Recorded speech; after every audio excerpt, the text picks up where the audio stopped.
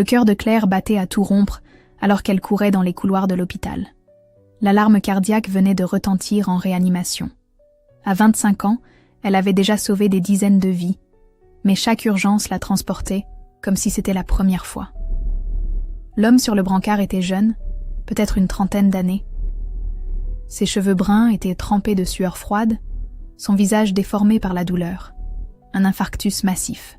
Claire prit immédiatement les commandes, guidant l'équipe médicale avec une précision chirurgicale. Tension en chute libre, préparez le défibrillateur. Ses mains expertes massaient déjà le thorax de l'inconnu. 1, 2, 3 compressions. Elle sentait sous ses paumes un cœur qui refusait d'abandonner. Quelque chose dans ce combat silencieux la touchait profondément. Après 2 heures d'intervention, Pierre ouvrit enfin les yeux. Son regard bleu croisa celui de Claire, et elle y lut une gratitude infinie mélangée à quelque chose d'autre qu'elle n'arrivait pas à définir. « Vous m'avez sauvé la vie », murmura-t-il d'une voix encore faible. Claire sourit, repoussant une mèche de ses cheveux châtains derrière son oreille. « C'est mon travail. Comment vous sentez-vous ? » Comme si j'étais née une seconde fois. Grâce à vous. Durant les semaines qui suivirent, Pierre revint régulièrement pour ses contrôles. Claire apprit qu'il était architecte, passionné par son métier mais étrangement solitaire. Il avait grandi dans une famille bourgeoise du 16e arrondissement parisien, avec des parents qu'il décrivait comme très présents dans sa vie. Parfois trop présents, avait-il ajouté avec un sourire gêné. Leur conversation s'allongeait naturellement.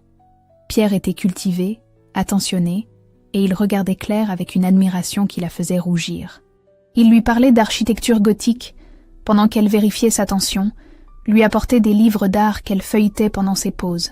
« Vous savez, Claire, depuis mon accident, j'ai compris quelque chose d'important. La vie peut basculer en 1 seconde. Il faut saisir sa chance quand elle passe. » Il prit doucement sa main entre les siennes. « Accepteriez-vous de dîner avec moi ?»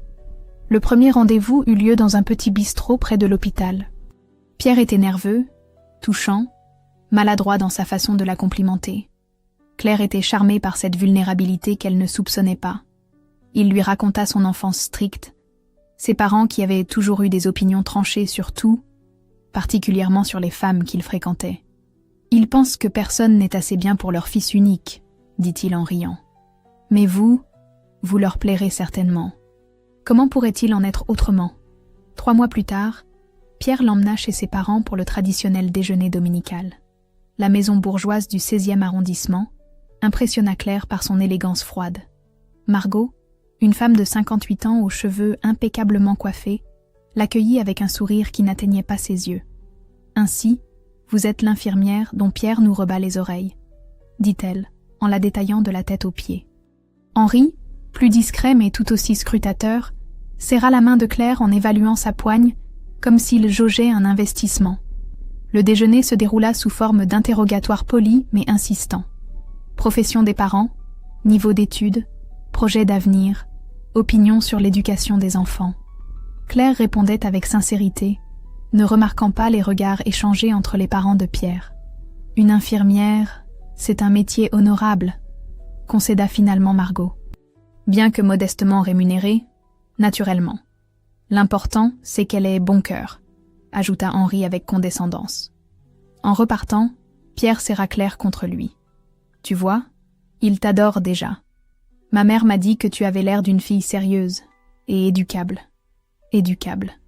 Le mot résonna étrangement dans l'esprit de Claire, mais l'amour qu'elle lisait dans les yeux de Pierre balaya ses doutes naissants. 1 an plus tard, Pierre demanda Claire en mariage dans le petit parc où ils avaient eu l'habitude de se promener. La bague, choisie par Margot selon ses propres goûts, était magnifique, mais pas du tout le style de Claire. Pourtant, devant les yeux brillants de Pierre, elle n'osa rien dire. « Ma mère sera ravie de t'aider à organiser notre mariage. Elle a un goût exquis pour ces choses-là. » Effectivement, Margot prit les choses en main dès l'annonce des fiançailles. Elle convoqua Claire pour un déjeuner au Ritz, prétextant une petite discussion entre femmes. L'endroit intimidait Claire, habituée aux cafétérias d'hôpital et aux bistrots de quartier. « Ma chère Claire, maintenant que vous allez porter notre nom, il est temps de peaufiner certains détails. Rien de dramatique, rassurez-vous, juste quelques ajustements. » Margot sortit une petite liste manuscrite de son sac Hermès. D'abord, votre garde-robe. Pierre mérite une épouse élégante. J'ai pris rendez-vous chez ma couturière personnelle. Ensuite, vos manières à table. Un cours intensif chez Madame de Montclair vous sera bénéfique. Claire sentit ses joues s'enflammer. Elle mangeait correctement depuis l'enfance, mais n'osa pas protester. Et puis, il faudra revoir votre cercle social. Certaines de vos amies ne sont pas, du niveau social approprié pour les épouses de notre famille. Le cœur de Claire se serra. Sarah, sa meilleure amie depuis l'enfance, travaillait comme coiffeuse. Emma, sa collègue infirmière, venait d'un milieu modeste comme elle. Je ne comprends pas très bien. Voyons, ma petite, il s'agit simplement de vous élever au rang qui sera le vôtre. Pierre ne peut pas présenter sa femme à ses associés si elle n'a pas le niveau requis. Margot posa sa main manucurée sur celle de Claire. Ne le prenez pas mal. Vous avez beaucoup de potentiel, mais il faut le sculpter. Comme un diamant brut qu'il faut tailler pour révéler sa beauté. De retour chez Pierre, Claire tenta d'aborder le sujet avec précaution. Ta mère pense que je devrais suivre des cours de maintien. C'est fantastique. Elle veut vraiment t'aider. Tu as de la chance, tu sais. Elle n'a jamais fait ça pour les anciennes copines de mes frères. Pierre l'embrassa tendrement. Elle t'adore déjà. Elle m'a dit que tu avais un bon fond, mais qu'avec les bonnes bases, tu pourrais devenir une épouse parfaite. Les semaines suivantes s'enchaînèrent dans un tourbillon de perfectionnement. Cours de maintien le mardi, leçons de cuisine gastronomique le jeudi, séance chez la couturière le samedi. Claire n'avait plus de temps libre, plus de sorties avec ses amis. Margot inspectait chaque progrès avec l'œil d'un général passant ses troupes en revue. Redressez-vous, Claire. Une dame ne s'affaisse jamais. Et ce rouge à lèvres, c'est beaucoup trop voyant. Pierre n'aime pas les femmes qui en font trop. Curieusement, Pierre commençait effectivement à formuler ce genre de remarques. Il critiquait ses anciennes robes, trouvait ses rires trop sonores, ses opinions parfois un peu tranchées. Tu comprends, chérie, maintenant que nous allons nous marier, il faut que tu représentes bien notre couple. Un soir, Claire se regarda dans le miroir de sa petite salle de bain. La femme qui lui faisait face avait changé. Ses cheveux étaient coiffés dans un chignon strict. Son maquillage était discret jusqu'à l'invisibilité.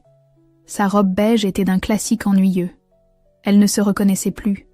Ses amis commençaient à s'inquiéter. Sarah l'avait appelée plusieurs fois sans obtenir de réponse. Emma ne la voyait plus jamais aux pauses déjeuner. « Tu me manques, Claire. On ne se voit plus jamais. Tu es sûre que tout va bien ? » ?»« Tout va très bien. C'est juste que... j'ai beaucoup de préparatifs pour le mariage. » Mais le doute s'insinuait lentement dans son esprit. Était-ce normal d'avoir l'impression de disparaître dans sa propre vie ?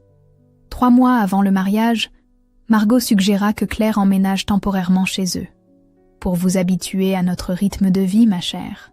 Et puis, cela vous permettra d'économiser votre petit loyer pour votre trousseau. » Pierre trouva l'idée excellente. Claire, elle, sentit quelque chose se serrer dans sa poitrine en rendant les clés de son studio. Son premier vrai chez elle, qu'elle avait meublé avec amour et ses économies d'infirmière.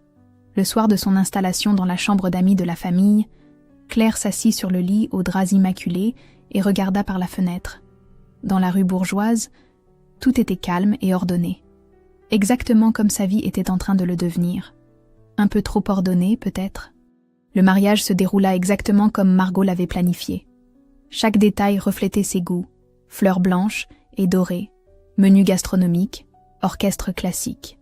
Claire se sentait comme une figurante dans son propre mariage, souriante dans sa robe choisie par sa belle-mère.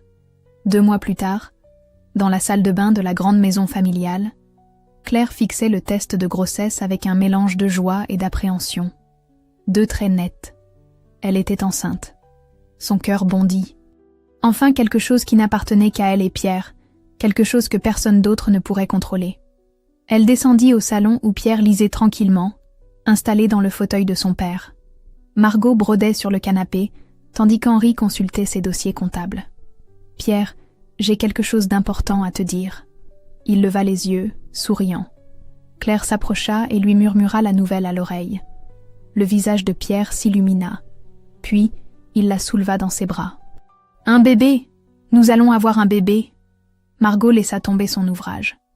Henri retira ses lunettes avec un soupir qui en disait long. « Déjà ? La voix de Margot était glaciale. « Vous n'êtes mariée que depuis 2 mois. »« Mais maman, c'est merveilleux. Tu vas être grand-mère. »« Pierre, asseyez-vous. Et vous aussi, Claire. » Le ton de Margot avait cette autorité que Claire avait appris à redouter. Henri posa ses dossiers et joignit ses mains, adoptant sa posture de comptable, analysant un budget défaillant. « Voyons les choses concrètement, » commença Henri. « Claire, vous gagnez combien par mois ? » 2400 € environ. Et avec un bébé, il y aura les frais de crèche, les vêtements, les soins médicaux, sans compter l'ameublement de la chambre. Henri griffonnait des chiffres sur un carnet. « Pierre, ton salaire d'architecte débutant ne suffira pas. Il est évident que Claire doit continuer à travailler le plus longtemps possible. »« Naturellement, » renchérit Margot. « Et puisque vous vivez ici gratuitement, il est normal que Claire participe davantage aux tâches domestiques. Une femme enceinte n'est pas malade, après tout. » Claire sentit un frisson d'inquiétude la parcourir. « Je fais déjà ma part. »« Votre part ?» Margot eut un petit rire. « Ma chère enfant, vous occupez une chambre. Vous utilisez notre électricité, notre chauffage. Vous mangez à notre table. Croyez-vous vraiment qu'une heure de ménage par jour compense tout cela ?» Henri sortit une calculatrice de sa poche. « Loyer équivalent dans le quartier. 1500 €. Charge, 300. Nourriture pour 2 personnes, 600. Cela fait 2400 € par mois. » Il leva les yeux vers Claire. « Exactement votre salaire. Donc techniquement, vous ne contribuez pas financièrement au foyer. » Pierre fronça les sourcils, visiblement troublé par ses calculs. « Papa, vous ne comptez quand même pas nous faire payer ?»« Bien sûr que non, mon fils. Nous disons simplement que Claire pourrait compenser par ses services. D'autant plus qu'avec un bébé en route, elle doit apprendre à gérer un vrai foyer. » Les semaines suivantes, la liste des tâches de Claire s'allongea considérablement. Lever à 6 heures pour préparer le petit déjeuner de toute la famille. Ménage complet de la maison avant de partir à l'hôpital. Retour le soir pour préparer le dîner. Faire la vaisselle, le repassage. C'est temporaire, lui assurait Pierre quand elle montrait des signes de fatigue. Une fois que j'aurai une promotion, nous prendrons notre propre appartement. Mais chaque fois qu'il évoquait cette possibilité devant ses parents, ceux-ci trouvaient de nouvelles raisons pour les retenir. Avec les frais d'un bébé, vous seriez inconscient de partir maintenant. Claire a besoin de soutien pendant sa grossesse. Qui mieux que sa belle-mère pour la guider ? Au 5e mois, Claire s'écroulait littéralement de fatigue. Ses collègues de l'hôpital s'inquiétaient de ses cernes, de sa pâleur. Emma, sa collègue la plus proche, osa enfin lui faire remarquer sa transformation. « Claire, tu ne tiens plus debout. C'est normal d'être fatiguée enceinte, mais là, ça va aller.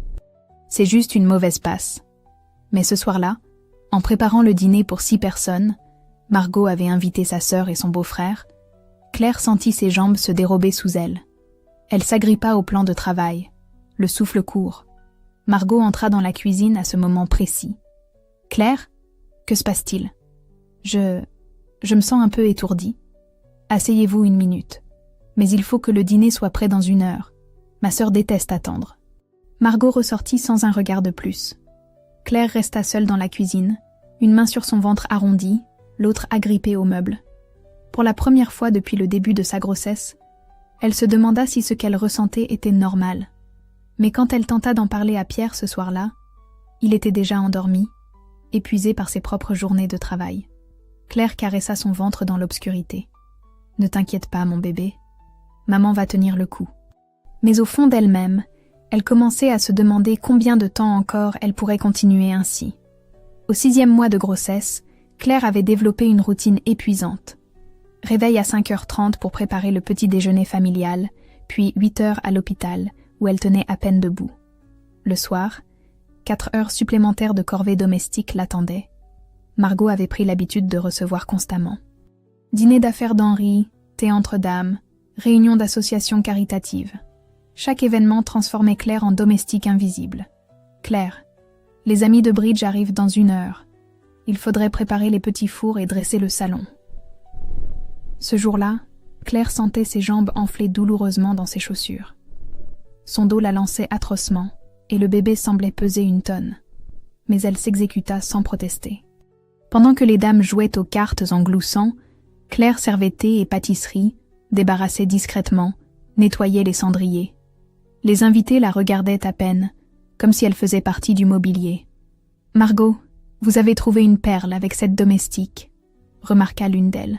« Oh, ce n'est pas une domestique, c'est ma belle-fille », répondit Margot avec un sourire satisfait. Elle apprend les vraies valeurs du foyer. Les rires fusèrent.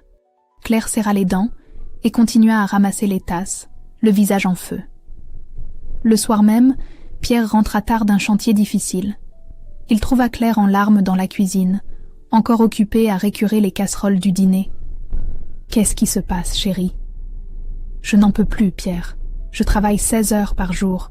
Le médecin dit que ma tension est trop élevée. » Pierre s'approcha et lui caressa les cheveux. « Je sais que c'est dur, mais c'est temporaire. Mes parents nous aident énormément. Il faut être reconnaissant. »« Reconnaissant ? Ta mère me traite comme une bonne devant ses amis. Tu exagères. Maman t'apprend à tenir une maison correctement.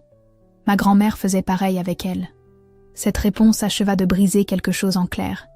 Pierre ne voyait même pas son épuisement. Pire, il le justifiait. Le lendemain, alors qu'elle montait une lourde corbeille de linge au premier étage, Claire sentit ses jambes se dérober. Elle rata une marche, bascula en arrière. Sa hanche heurta violemment l'angle d'une marche. Son poignet se tordit sous le poids de la chute. Margot accourut au bruit, mais sa première préoccupation ne fut pas l'état de Claire. « Mon Dieu, regardez-moi cette pagaille, le linge est éparpillé partout. » Claire, recroquevillée sur les marches, gémissait de douleur. Son poignet était déjà gonflé, et elle sentait une douleur lancinante dans le bas du ventre. Le bébé. « Il faut que j'aille à l'hôpital ? » ?»« Ne soyez pas dramatique. Une petite chute, ce n'est pas la fin du monde. Les femmes d'avant n'en faisaient pas tant d'histoire. » Henri arriva à son tour et évalua la situation avec son pragmatisme habituel. Si elle va aux urgences, ils vont poser des questions.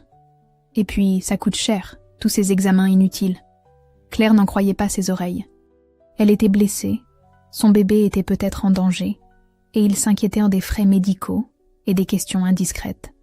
Quand Pierre rentra le soir, il découvrit Claire allongée, le poignet bandé de fortune, des ecchymoses violacées sur la hanche et les côtes. « Qu'est-ce qui s'est passé ?»« Ta femme est maladroite, » répondit Margot avant que Claire puisse ouvrir la bouche. Elle a trébuché dans l'escalier. Il faut qu'elle fasse plus attention, surtout dans son état. Pierre se tourna vers Claire, et dans ses yeux, elle lut non pas de l'inquiétude, mais du reproche. « Claire, tu dois être plus prudente. Tu ne penses pas seulement à toi maintenant. » Cette nuit-là, seule dans le lit conjugal pendant que Pierre dormait paisiblement, Claire posa ses mains sur son ventre. Les coups de pied du bébé étaient net plus faibles depuis la chute. Elle réalisa avec une clarté douloureuse que personne dans cette maison ne se souciait vraiment d'elle. Pas même l'homme qu'elle avait épousé par amour. Pour la première fois depuis des mois, Claire se demanda ce qu'elle faisait là, dans cette prison dorée où elle n'était qu'une domestique gratuite enceinte. Et pour la première fois, elle envisagea sérieusement que les choses devaient changer. Au 8e mois de grossesse, Claire n'était plus que l'ombre d'elle-même. Ses cheveux avaient perdu leur éclat, ses yeux étaient cernés en permanence, et elle marchait avec la lenteur d'une femme bien plus âgée. Ce matin-là, Margot entra dans la cuisine avec une excitation inhabituelle, brandissant une brochure colorée. « Henri et moi célébrons nos 30 ans de mariage. Nous avons décidé de marquer le coup avec un voyage exceptionnel en Toscane. » Elle étala les photos de la villa sur la table. 3 semaines dans cette merveille, toute la famille réunie. Mes sœurs, les cousins, même la tante Isabelle de Lyon viendra. Claire leva les yeux de son bol de café, sentant un élan d'espoir naître dans sa poitrine. 3 semaines loin de cette maison, dans un cadre magnifique, avec Pierre. Quelle bonne nouvelle!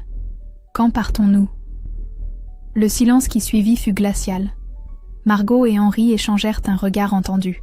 « Ma pauvre Claire, vous n'y pensez pas sérieusement? Dans votre état, un voyage aussi long serait de la folie pure. » « Mais je me sens bien, et mon médecin dit que je peux voyager jusqu'à la fin du 8e mois. Les compagnies aériennes refusent les femmes enceintes de 8 mois, mentit Henri avec aplomb. C'est une règle absolue. Margot acquiesça, faussement compatissante. Et puis, imaginez si vous accouchiez là-bas? Vous gâcheriez les célébrations de tout le monde. 20 personnes qui ont économisé pendant des mois pour ce voyage. Claire sentit son monde s'écrouler.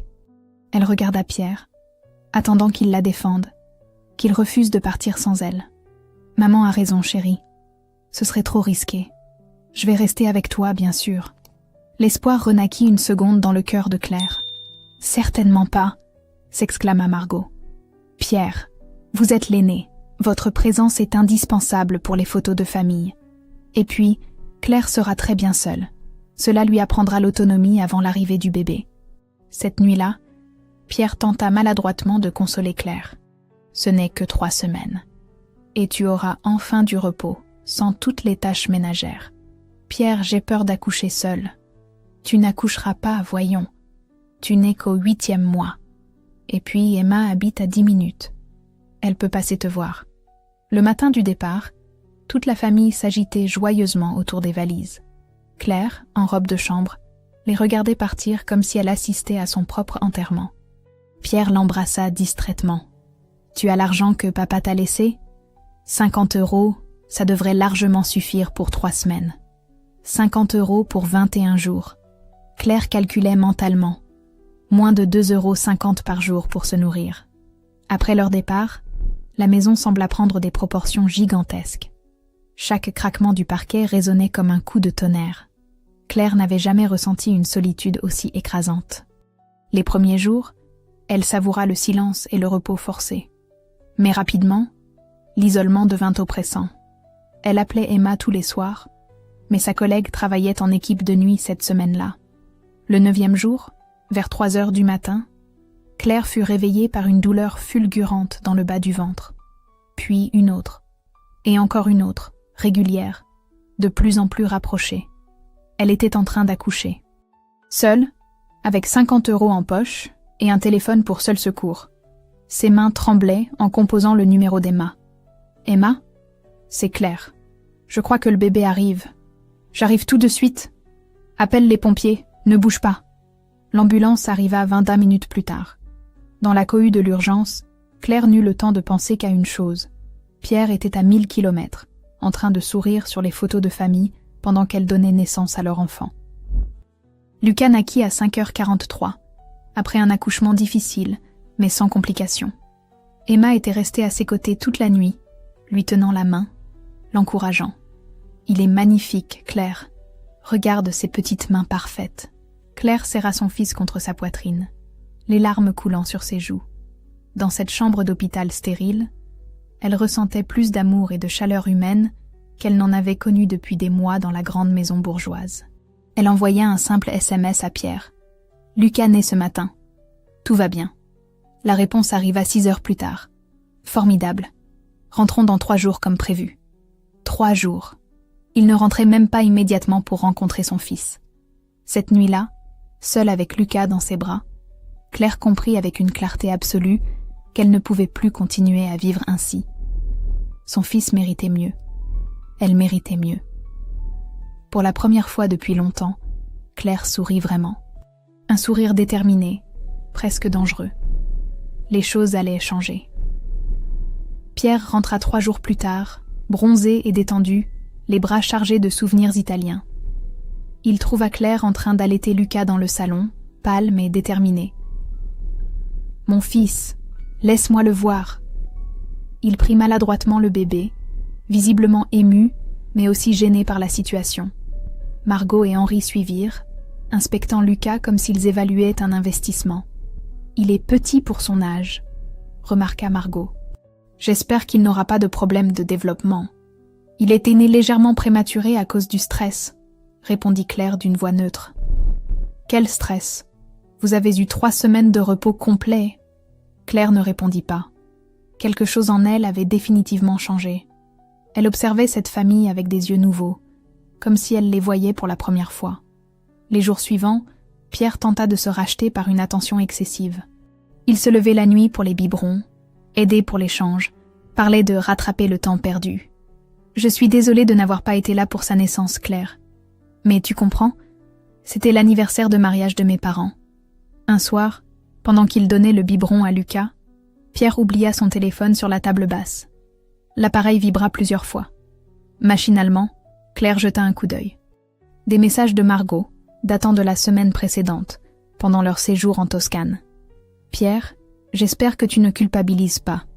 Claire doit apprendre à se débrouiller seule. C'est le moment parfait pour qu'elle comprenne sa place dans cette famille. Si elle fait des histoires à notre retour, tu sais quoi répondre. Une épouse reconnaissante ne critique jamais. » Claire sentit son sang se glacer. Elle fit défiler les messages plus anciens. Des mois de conversation entre Pierre et ses parents, planifiant méticuleusement sa gestion. « Ta femme devient un peu trop exigeante. Il faut la recadrer. Pierre, tu dois rester ferme. Souviens-toi que nous t'aidons financièrement. » Claire a besoin d'être remise à sa place. Les femmes de sa classe sociale ont tendance à oublier leur rang. Le plus terrible étaient les réponses de Pierre. Parfois, il tentait de la défendre faiblement. « Maman, Claire est fatiguée. Elle fait de son mieux. » Mais invariablement, il finissait par céder. « Vous avez raison. Je vais lui parler. D'accord, je vais être plus stricte avec elle. » Claire découvrit des mois de trahison. Chaque fois qu'elle avait confié ses doutes à Pierre, il les rapportait fidèlement à ses parents.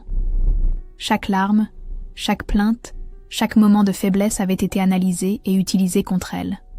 Le message le plus récent, envoyé le jour de l'accouchement, lui coupa le souffle. « Pierre, si Claire fait du drame avec cette naissance, rappelle-lui qu'elle nous doit beaucoup. Une femme reconnaissante ne fait pas de reproches. » Pierre avait répondu « Compris, maman. » Claire reposa délicatement le téléphone, les mains tremblantes. Lucas dormait paisiblement dans ses bras, inconscient du drame qui se jouait autour de lui. Tout devenait clair. La manipulation n'avait jamais été spontanée. Elle avait été planifiée, orchestrée, exécutée avec la précision d'une opération militaire. Et Pierre n'était pas une victime innocente prise entre deux feux. Il était un complice actif. Cette nuit-là, pendant que toute la famille dormait, Claire resta éveillée dans le noir. Elle regardait ce petit être parfait qu'elle tenait contre sa poitrine et se fit une promesse silencieuse.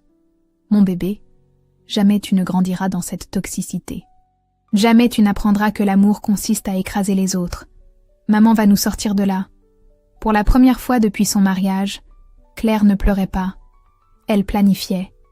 Elle repensa à toutes ces femmes fortes qu'elle avait soignées à l'hôpital. Des battantes qui avaient traversé des épreuves terribles et en étaient sorties plus déterminées que jamais. Elle avait toujours admiré leur force, sans imaginer qu'elle devrait puiser dans la même réserve de courage. Le lendemain matin, Claire se leva avec une énergie nouvelle. Elle sourit à Margot pendant le petit déjeuner, acquiesça poliment aux remarques d'Henri, embrassa tendrement Pierre. Mais derrière ce masque de soumission retrouvé, une stratégie commençait à se dessiner. Claire avait découvert leur jeu. Maintenant, elle allait apprendre à jouer le sien. Et cette fois, elle comptait bien gagner. Les 6 mois qui suivirent furent les plus difficiles de la vie de Claire, mais aussi les plus déterminants. En surface, elle jouait parfaitement son rôle de belle-fille soumise et reconnaissante. En réalité, elle documentait méthodiquement chaque humiliation, chaque mensonge, chaque manipulation. Son téléphone, désormais toujours dans sa poche, enregistrait discrètement les conversations familiales. Elle photographiait les documents qu'Henri laissait traîner dans son bureau, notait chaque remarque blessante dans un carnet caché derrière les produits d'entretien. « Claire, ma petite, vous devriez vraiment faire attention à votre ligne. Pierre mérite une épouse qui fait des efforts, » susurrait Margot en servant le dessert aux invités du soir. Claire souriait en baissant les yeux, mais son téléphone captait chaque mot. Emma, sa fidèle collègue, était devenue sa confidente secrète. Elle gardait Lucas pendant les moments critiques et témoignait des changements physiques et psychologiques qu'elle avait observés chez Claire. « Tu documentes tout ça pourquoi exactement ?» demandait Emma, inquiète. « Pour le jour où j'en aurai besoin. Et ce jour viendra, crois-moi. » L'occasion de découvrir des informations cruciales arriva par hasard. Henri avait reçu des clients âgés pour discuter de leur placement. Claire servait le café quand elle entendit des bribes de conversation troublantes. « Monsieur Henri, ma pension de retraite n'apparaît plus sur mes relevés. Ne vous inquiétez pas, Madame Dubois. C'est un placement temporaire très avantageux. Vous récupérerez tout avec des intérêts substantiels. » Le ton d'Henri était rassurant, mais Claire avait travaillé suffisamment longtemps pour reconnaître l'anxiété des personnes vulnérables qu'on manipule. Le lendemain, Pendant qu'Henry était au golf, elle photographia discrètement plusieurs dossiers de son bureau. Les documents révélaient un système sophistiqué. Henry détournait les pensions de retraite de plusieurs clients âgés, les plaçant sur des comptes personnels, sous prétexte d'optimisation fiscale. Les sommes étaient considérables, plus de 200 000 € au total. Margot avait ses propres secrets. Claire découvrit qu'elle tenait un carnet noir sur tous les voisins du quartier. Photos compromettantes, conversations rapportées, secrets de famille. Elle utilisait ces informations pour maintenir son statut social et obtenir des faveurs. La femme du notaire trompe son mari avec son kinésithérapeute. Photo prise le 15 mars. Utile si besoin de rabais sur l'acte de vente. Le fils des Martin a été arrêté pour drogue l'année dernière. Information à utiliser avec parcimonie. Le carnet contenait des dizaines d'entrées similaires. Margot était une maîtresse chanteuse qui s'ignorait, utilisant la manipulation sociale comme d'autres utilisent que l'argent. Le plus douloureux à découvrir fut la vraie nature de Pierre. En fouillant dans ses affaires pendant qu'il était en déplacement, Claire trouva des messages qu'elle n'aurait jamais dû voir. Depuis 3 mois, il entretenait une liaison avec Sylvie, une jeune architecte de son bureau. Les messages étaient tendres, passionnés, tout ce qu'il n'était plus avec Claire depuis la naissance de Lucas. « Ma chérie, vivement que cette situation se stabilise à la maison. Claire est si fatiguée en ce moment. Elle ne se rend compte de rien. Mes parents pensent que je devrais attendre qu'elle soit plus autonome avant de... Tu comprends. » Claire comprit parfaitement. Ils attendaient le moment opportun pour se débarrasser d'elle, probablement après avoir prouvé qu'elle était une mauvaise mère, incapable d'élever Lucas correctement. Cette découverte, au lieu de la briser, l'alimenta d'une détermination froide. Ils avaient sous-estimé une chose fondamentale, l'instinct maternel d'une femme prête à tout pour protéger son enfant. Claire contacta discrètement les victimes d'Henry, Madame Dubois, Monsieur Legrand, la veuve Martin. Tous acceptèrent de témoigner une fois qu'elle leur eut montré les preuves des détournements. Leur colère était palpable, leur désir de justice immense. Elle retrouva également les anciennes victimes du chantage de Margot. Certaines avaient déménagé pour échapper à son emprise, d'autres vivaient dans la peur permanente. Toutes furent soulagées d'apprendre qu'elles n'étaient pas seules et que justice pourrait enfin être rendue. Un soir, en berçant Lucas qui s'endormait dans ses bras, Claire contempla le chemin parcouru. 6 mois plus tôt, elle était une femme brisée, isolée, manipulée. Aujourd'hui, elle tenait entre ses mains les moyens de détruire ceux qui l'avaient détruite. Mais elle ne voulait pas seulement se venger. Elle voulait justice. Elle voulait que Lucas grandisse en sachant que sa mère avait eu le courage de dire non à l'injustice. Le dossier était complet. Les preuves, accablantes. Les témoins, prêts. Il ne restait plus qu'à choisir le moment parfait pour frapper. Et Claire savait exactement quand ce serait. Le baptême de Lucas fut organisé comme Margot aimait, avec faste et ostentation. Toute la famille élargie était présente, ainsi que les voisins du quartier et les associés d'Henry. 50 invités dans le grand salon décoré de fleurs blanches et dorées. Claire avait insisté pour préparer une petite surprise pour cette occasion spéciale. Elle avait installé discrètement un projecteur et un écran sous prétexte de diffuser un montage photo des premiers mois de Lucas. « Quelle excellente idée !» s'était exclamée Margot. « Cela donnera une touche personnelle à la réception. » En réalité, Claire avait préparé un tout autre montage. 6 mois d'enregistrement, de documents photographiés, de témoignages compilés avec la précision d'un procureur. Elle avait également envoyé des invitations spéciales à des personnes que la famille ne connaissait pas. Madame Dubois, Monsieur Legrand, la veuve Martin et quelques autres victimes d'Henry et Margot. L'après-midi commença paisiblement. Les invités admiraient Lucas dans sa tenue de baptême, complimentaient de Margot sur sa parfaite organisation, félicitaient Henry pour sa belle famille. Pierre rayonnait, tenant son fils avec une fierté évidente. Vers 16 heures, Claire prit la parole. « Mes chers amis, avant le goûter, j'aimerais partager avec vous les plus beaux moments de cette première année de mariage et de maternité. » Elle alluma le projecteur sous les applaudissements bienveillants de l'assistance. Les premières images étaient effectivement touchantes. Le mariage, les premières échographies, la naissance de Lucas. Puis, progressivement, le ton changea. Et maintenant, découvrons ensemble les vraies valeurs de cette famille. Les enregistrements commencèrent. La voix de Margot résonna dans le salon. Claire doit comprendre sa place dans cette famille, puis celle d'Henri. Une femme de sa classe sociale doit se contenter de ce qu'on lui donne. Un silence de mort tomba sur l'assemblée. Les invités se regardaient, mal à l'aise. Margot tentait de se lever pour arrêter la projection, mais Henri la retint, paralysé. Suivirent les documents photographiés. Détournement de pension de retraite, chantage de voisinage, correspondance compromettante. Madame Dubois se leva alors de sa chaise. « Henri Morel, vous m'avez volé 43 000 € de pension de retraite. J'ai les preuves ici. » Elle brandit un dossier complet.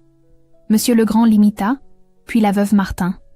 Un à un, les créanciers d'Henri se manifestaient, réclamant justice devant une assemblée pétrifiée. Les messages entre Pierre et Sylvie apparurent ensuite à l'écran.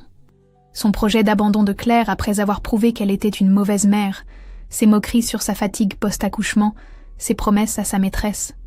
Pierre bondit, le visage décomposé. « Qu'est-ce que tu fais, Claire? Tu es devenue folle. »« Je protège notre fils, Pierre. Je protège Lucas de ce que vous m'avez fait subir pendant 2 ans. » Claire tenait Lucas dans ses bras, calme et déterminée face à la tempête qu'elle venait de déclencher. « Vous avez cru pouvoir me briser, m'humilier, me voler ma dignité. Vous avez cru que j'étais trop faible, trop naïve pour comprendre votre petit jeu. » Sa voix portait dans le salon silencieux. Même les enfants s'étaient tus. « Mais vous avez oublié une chose essentielle. Je suis infirmière. Mon métier, c'est de soigner les gens, de les protéger. Et parfois, pour soigner, il faut d'abord éliminer l'infection. » Margot tentait désespérément de rallier les invités à sa cause. « Ne l'écoutez pas. Cette fille a toujours été instable. Nous l'avons aidée, hébergée, nourrie. Mais les preuves étaient accablantes, les témoins crédibles. La famille s'effritait sous les regards horrifiés de leur père. Plusieurs invités quittèrent la réception, écœurés. D'autres restèrent pour soutenir les victimes d'Henri. La police, appelée par Madame Dubois, arriva 20 minutes plus tard. Pierre, effondré dans un fauteuil, regardait sa vie s'écrouler. « Claire, mes parents m'ont influencée, mais je t'aime. Tu m'as abandonnée enceinte de 8 mois pour des vacances. Tu as laissé tes parents m'humilier pendant que tu préparais ma fuite avec ta maîtresse. Ce n'est pas de l'amour, Pierre, c'est de la lâcheté. » Claire se dirigea vers la porte. Lucas endormit contre son épaule. « Où vas-tu » cria Pierre. « Construire une vraie vie pour mon fils, loin de cette toxicité. » En sortant de la maison, Claire croisa Emma qui l'attendait dans la rue. « Alors, comment ça s'est passé ?» Claire sourit pour la première fois depuis longtemps. Un sourire libre, apaisé. Justice a été rendue. 2 ans plus tard, Claire observait Lucas faire ses premiers pas dans le petit jardin de leur appartement.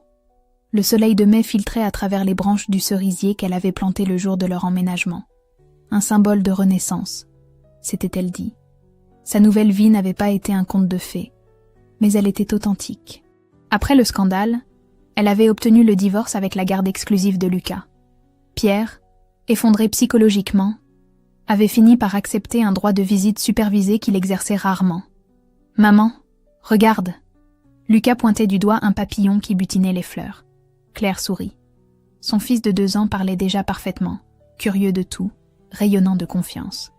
Il n'avait jamais connu l'atmosphère toxique de la grande maison bourgeoise. Emma arriva avec sa fille de 4 ans pour leur pique-nique dominical hebdomadaire. Cette amitié, qui avait résisté à tous les orages, était devenue l'ancrage de Claire dans sa nouvelle existence. Alors, comment ça s'est passé avec le tribunal hier ? Henri a été condamné à 3 ans de prison ferme. Margot écope de 2 ans avec sursis pour le chantage. Ils doivent rembourser toutes leurs victimes. Claire avait témoigné avec une dignité qui avait impressionné le juge.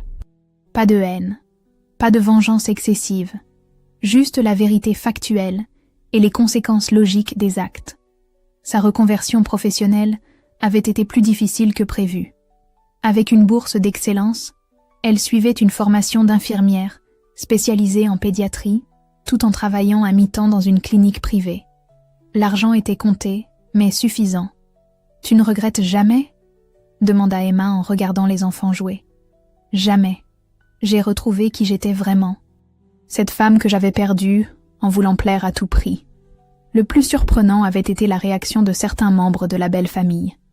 La sœur de Pierre, longtemps silencieuse, était venu la voir après le procès. « Claire, je savais que mes parents étaient difficiles, mais pas à ce point. Tu as eu un courage que j'aurais voulu avoir. » D'autres victimes de la manipulation familiale avaient trouvé la force de parler grâce à son exemple. Claire recevait parfois des lettres de femmes qui avaient reconnu leur propre histoire dans la sienne. Pierre tentait sporadiquement de revenir. Il avait suivi une thérapie, quitté son travail, rompu avec Sylvie. Mais Claire restait inflexible sur l'essentiel. « Tu peux voir Lucas quand tu veux, Pierre, mais nous ne reviendrons jamais en arrière. J'ai appris la différence entre l'amour et la dépendance. » Ce dimanche-là, en regardant son fils courir vers elle avec son rire cristallin, Claire mesura le chemin parcouru. Elle n'était plus cette jeune femme naïve qui croyait que l'amour justifiait tous les sacrifices. Le téléphone sonna. Un numéro qu'elle ne connaissait pas. « Madame Claire ? Je suis journaliste au Figaro. Votre histoire a inspiré beaucoup de femmes. Accepteriez-vous de témoigner pour un article sur la violence psychologique conjugale ?» Claire hésita quelques secondes. Parler publiquement signifiait s'exposer, mais aussi aider d'autres femmes à reconnaître les signes avant-coureurs. « Oui, j'accepte. Mais à une condition. L'accent doit être mis sur la reconstruction, pas sur la victimisation. » En raccrochant, elle croisa le regard d'Emma qui souriait fièrement. « Tu vois, tu continues à soigner les gens, même autrement. » Le soir, après le départ d'Emma, Claire coucha Lucas et s'installa dans son petit bureau. Sur les murs, ses diplômes côtoyaient les dessins de son fils et quelques photos de leur nouvelle vie. Simple, vraie, choisie. Elle ouvrit son carnet et commença à écrire les premières lignes de ce qui deviendrait peut-être un livre. Il était une fois une femme qui avait oublié son propre nom à force de vouloir porter celui des autres. Cette histoire raconte comment elle l'a retrouvé. Dehors, Paris s'endormait doucement. Dans ce petit appartement du 15e arrondissement, une mère et son fils construisaient leur bonheur sur des fondations solides. La vérité, le respect et l'amour authentique. Claire avait enfin compris que le plus beau cadeau qu'elle pouvait offrir à Lucas n'était pas une famille parfaite, mais l'exemple d'une femme qui avait eu le courage de choisir sa liberté. Et c'était exactement ce dont elle était le plus fière.